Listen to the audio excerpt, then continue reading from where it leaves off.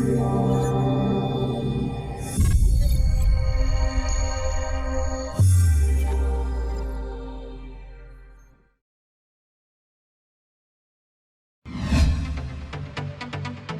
Channel को subscribe करें और बेल आइकन को प्रेस करना ना भूलें।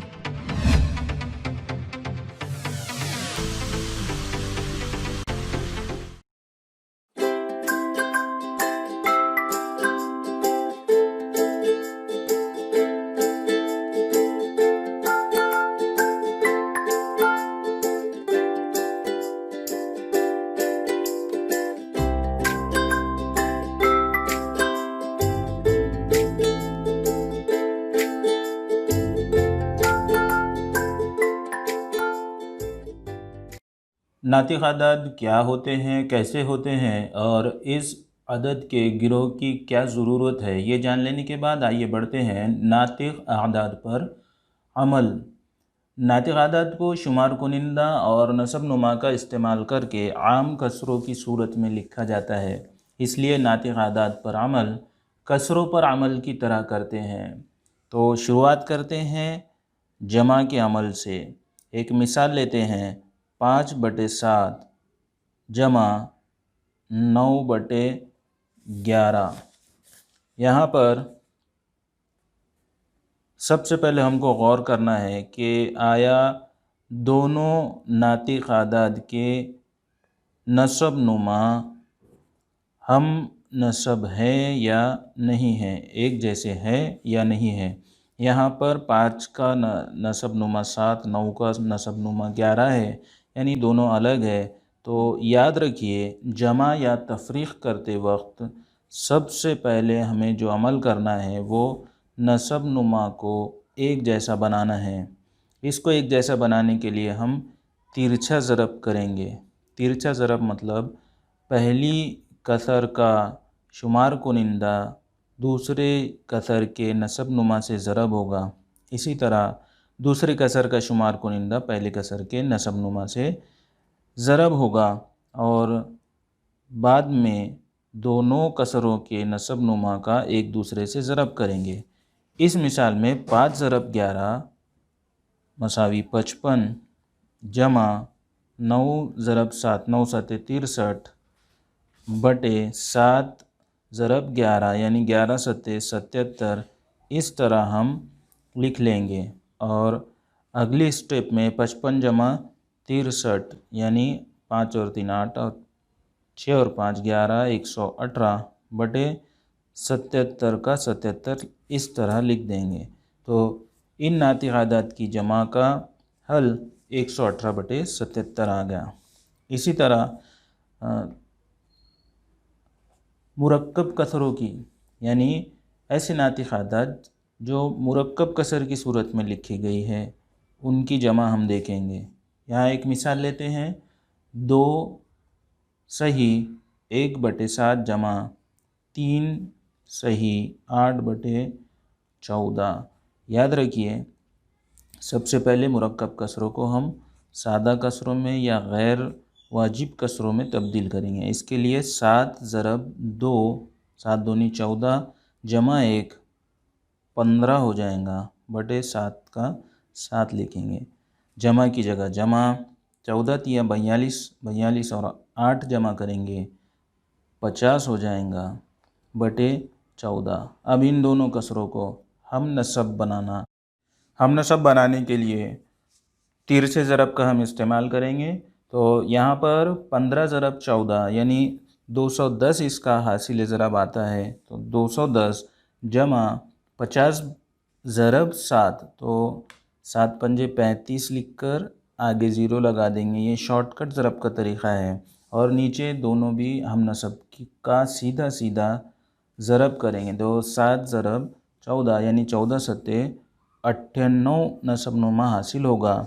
ऊपर अब 210 जमा 350 की हम जमा कर लेंगे। तो 0 5 और 1 6 3 और 2 560/98 इन नातिक़ अदद का हासिल जमा होगा। आइए बढ़ते हैं नातिक़ अदद के ज़रब की तरफ। तो यहाँ पर एक मिसाल से हम इसको समझते हैं। ایک مثال میں 9/13 ضرب 4/7 ہم لیتے ہیں۔ دیکھیے ناطق اعداد یا کسروں کی ضرب کرتے وقت شمار کنندہ سے شمار کنندہ، نسب نما سے نسب نما کا سیدھا سیدھا ضرب ہو جائے گا۔ تو 9 چوک 36 اور نسب نما میں 13 ستے 91، تو حاصل ضرب 36/91 رہے گا۔ آئیے دیکھتے ہیں ناطق اعداد کی تقسیم۔ ذرا غور سے سنیے، کسی عدد کو دوسرے عدد سے تقسیم کرنا یعنی اس عدد کو دوسرے عدد کے ضربی معکوس سے ضرب دینا ہے۔ اب یہاں یہ ضربی معکوس کیا ہے؟ ضربی معکوس ہم جانتے ہیں کہ مثال کے طور پر 5/6 ہے اور 6/5 ہے، یا 2/11 ہے اور 11/2 ہے۔ یہ ضربی معکوس اعداد کی جوڑیاں ہیں۔ اسی طرح -5/4 اور -4/5 یہ جوڑی ضربی معکوس کی جوڑی ہے۔ یہ دونوں عدد ایک دوسرے کے ضربی معکوس ہے، یعنی اگر ہم ضربی معکوس اعداد کو ضرب کریں تو ان کا حاصل ضرب -1 آنا چاہیے۔ مثال کے طور پر پہلی والی مثال میں دیکھتے ہیں 5/6 ضرب 6/5، تو یہاں پر 5 Aiken 5 5 Aiken 5 6 Aiken 6 6 Aiken 6 1 Aiken 1 1 Aiken 1 1/1 مساوی 1۔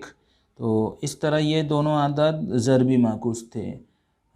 یاد رکھیے کہ مثال 9/11 اور -11/9 یہ دونوں ضربی معکوس نہیں ہیں، کیونکہ اگر ہم ان دونوں اعداد کا ضرب کرتے ہیں تو حاصل ضرب -1 نہیں آئے گا۔ یہاں کر کے دیکھتے ہیں 11 ایکن 11 11 ایکن 11 9 ایکن 9 9 ایکن 9 تقسیم ہو جائے گا۔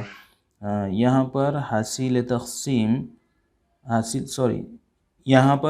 ضرب -1 آتا ہے، اس لیے یہ دونوں اعداد ضربی معکوس کی جوڑی نہیں ہے۔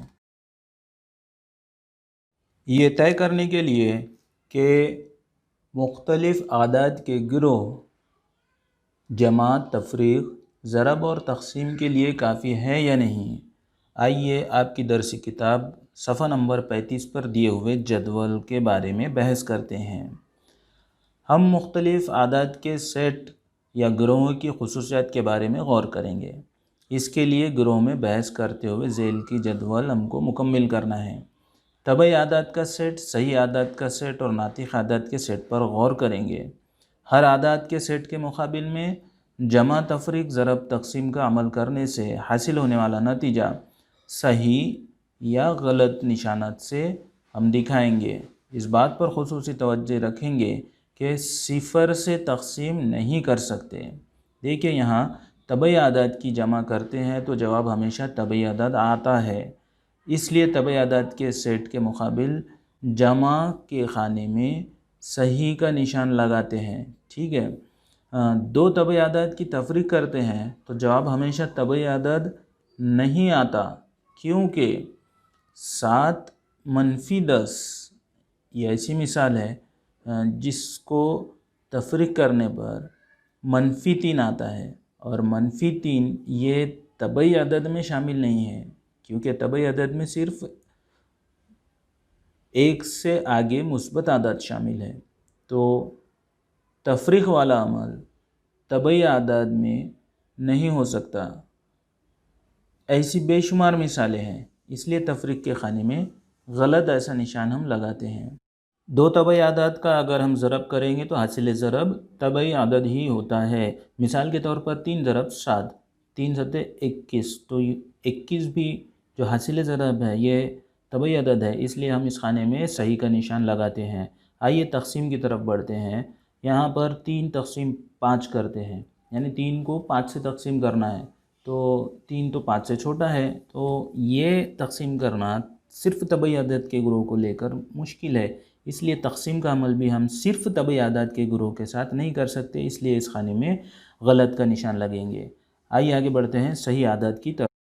ہم اگر دو صحیح اعداد کی جمع کرتے ہیں تو حاصل جمع صحیح عدد ہوتا ہے، اس لیے یہاں پر صحیح کا نشان لگائیں گے۔ مثال کے طور پر 2 جمع -3 تو -1 آئے گا، -1 صحیح عدد ہی ہے، اس لیے جمع کے عمل کے لیے صحیح عدد کا گروہ کافی ہے۔ تفریق کی طرف بڑھتے ہیں۔ آئیے 2 عدد لیتے ہیں، -2 جمع 2، یہ 2 اعداد کی تفریق کریں گے تو حاصل تفریق 0 آئے گا، اور 0 صحیح اعداد میں شامل ہے، اس لیے یہاں پر صحیح کا نشان لگائیں گے۔ ضرب کی مثال لیتے ہیں، -5 جمع 3، 5 تیا 15، اور منفی اور جمع یہ دونوں علامت کا بھی ضرب ہوگا اور حاصل ضرب منفی ہوگا، یعنی حاصل ضرب پورا -15 ہے اور -15 صحیح عدد ہے، اس لیے ضرب کے خانے میں صحیح کا نشان لگاتے ہیں۔ آئیے دیکھتے ہیں صحیح اعداد تقسیم کے عمل کے لیے کافی ہے یا نہیں۔ یہاں مثال لیتے ہیں 9 تقسیم 2۔ اب 2 کے پہاڑے میں 9 تو آتا نہیں، تو کون سے عدد سے 2 کو ضرب کریں گے کہ حاصل ضرب 9 آ جائے؟ ایسا ممکن نہیں ہے، اور ایسی بہت ساری مثالیں ہیں۔ اس کا مطلب یہ ہے کہ صحیح اعداد کا گروہ تقسیم کے لیے ناکافی۔ ناطق اعداد پر عمل، جمع، تفریق، ضرب، اسی ویڈیو کے شروعاتی حصے میں ہم دیکھ چکے ہیں، یعنی ناطق اعداد کے جمع، تفریق، ضرب یہ عمل ممکن ہے، اس لیے ہم یہ تینوں خانوں میں صحیح کا نشان لگا دیتے ہیں۔ اب آئیے دیکھتے ہیں تقسیم کا عمل۔ تقسیم کا عمل یہ بڑا ہی دلچسپ اور سمجھنے میں زیادہ ضروری ہے۔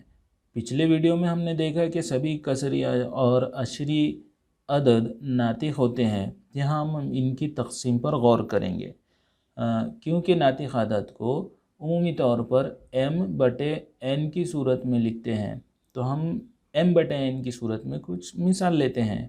دیکھیے 7/10 اس کا حاصل تقسیم 0.7، 5/2 کا حاصل تقسیم 2.5، اور 7/4 کا حاصل تقسیم 1.75 ہوتا ہے۔